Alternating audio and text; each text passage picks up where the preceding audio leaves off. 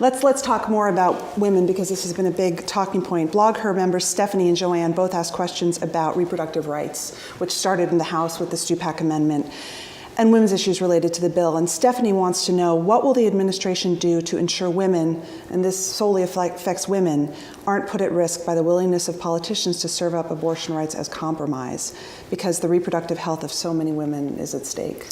Well, I certainly agree that the reproductive rights of women is an important issue. And from the outset, again, the president made it clear that this was not an abortion bill.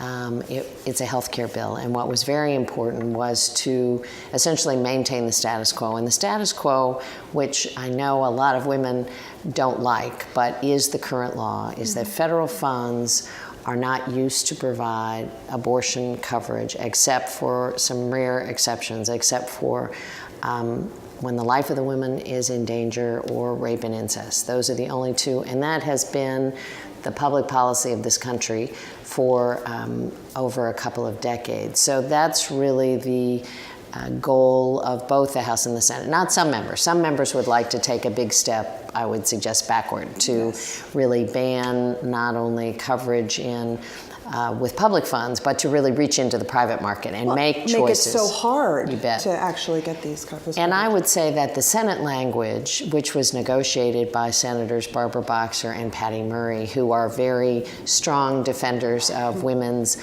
health services and choices for women, take a big step forward from where the House left it with the Stupak Amendment. And I think do a good job making sure there are choices for women, making sure there are going to be some plan options, and making sure that while public funds aren't used, we are not isolating, discriminating against, or invading the privacy rights of women. There'd be an accounting procedure, but everybody in the exchange would do the same thing.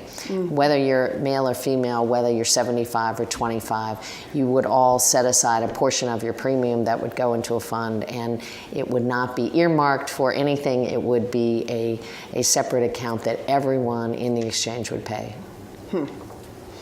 It's a bit confusing, but okay. It is a bit confusing, but it's really an accounting measure that would apply across the board, and not just to women, and certainly not just to women who want to choose abortion coverage. Oh, that's good. That's good.